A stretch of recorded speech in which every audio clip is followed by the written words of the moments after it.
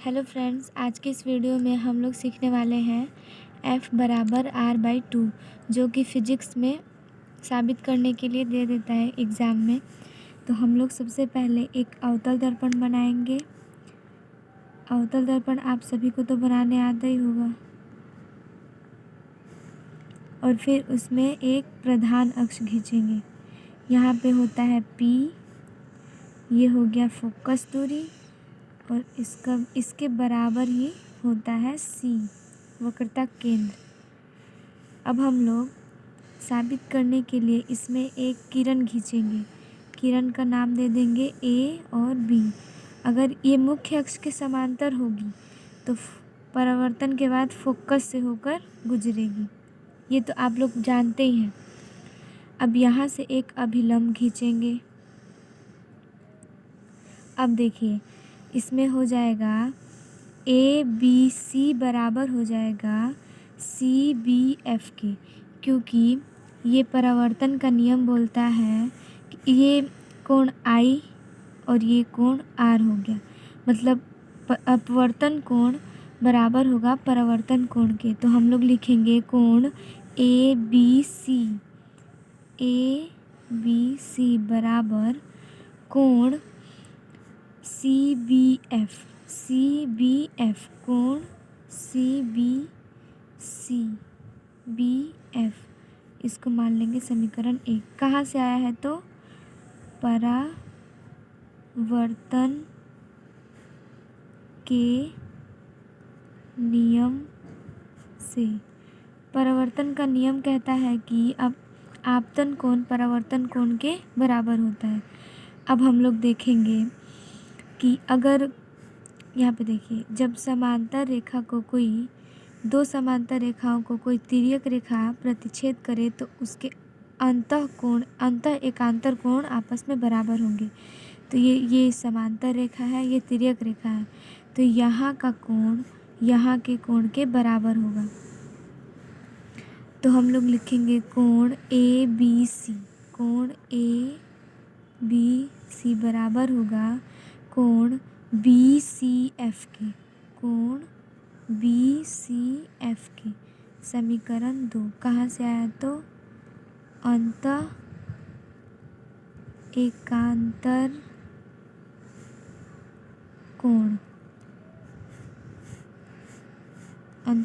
कोण। अब देखेंगे समीकरण 1 एवं 2 से। हम यहाँ पे देख रहे हैं कि यहाँ पे भी ABC है, यहाँ पे भी ABC है।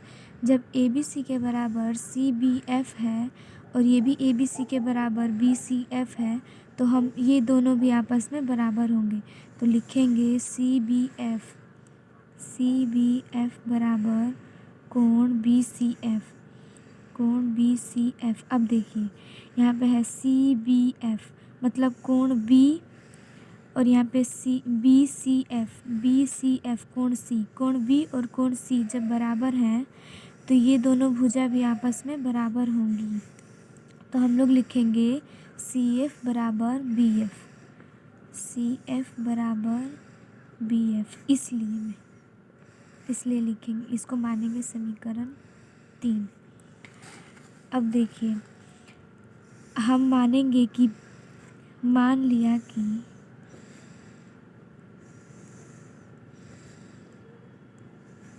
B जो है, B बिंदु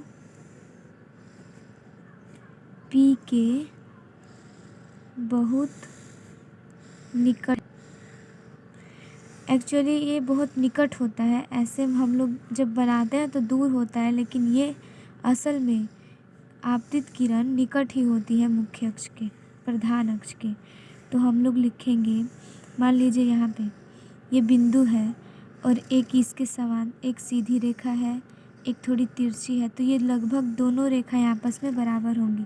तो वही बात यहाँ पे है, F और P बराबर होगा F और B के। तो हम लोग लिखेंगे FP बराबर BF, इसको मानेंगे समीकरण 4। अब लिखेंगे समीकरण 3 और 4c। देखिए यहाँ BF के बराबर CF है और यहाँ पे BF के बराबर FP है, तो ये दोनों भी आपस में बराबर होंगे, तो लिखेंगे CF बराबर FP। ये हो गया समीकरण 5। अब CF बराबर FP, इसमें देखिए CF बराबर होगा F और P के, और अगर हम CF प्लस FP जोड़ देंगे तो हमारा निकल जाएगा CP। तो हम लिखेंगे CF प्लस FP बराबर, अगर इन दोनों को जोड़ देंगे तो हमारा C और P निकल जाएगा, तो हो जाएगा CP। अब देखिए यहाँ पे हम लोग C और P को R लिख सकते हैं, क्योंकि यहाँ से यहाँ तक की दूरी को हम लोग R से सूचित करते हैं, और यहाँ से यहाँ तक की दूरी को हम लोग F से सूचित करते हैं। ये फोकस दूरी है और ये वक्रता त्रिज्या है, वक्रता त्रिज्या। तो हम लोग यहाँ पे CF, देखिए यहाँ पे FP बराबर है CF के, तो हम लोग CF के जगह पे FP लिख सकते हैं, तो FP प्लस FP बराबर CP के जगह पे यहाँ पे देखिए C और P को हम लोग R लिख सकते हैं, और FP यहाँ पे 2FP बराबर R। अब यहाँ पे देखिए F और P को हम लोग F भी लिख सकते हैं, क्योंकि F और P के बीच की दूरी को हम लोग फोकस दूरी बोलते हैं, तो यहाँ पे हो जाएगा 2F, FP को हम लोग F में बदल दिए, बराबर हो गया R। अगर हम यहाँ पे F लिखेंगे तो यहाँ R/2 हो जाएगा। देखिए हम लोगों ने ये सिद्ध कर दिया, तो हम लोग यहाँ पे लिखेंगे प्रूव्ड। देखिए ऐसे सिद्ध अगर आपको समझ में आ गया हो तो एक लाइक कर दीजिएगा।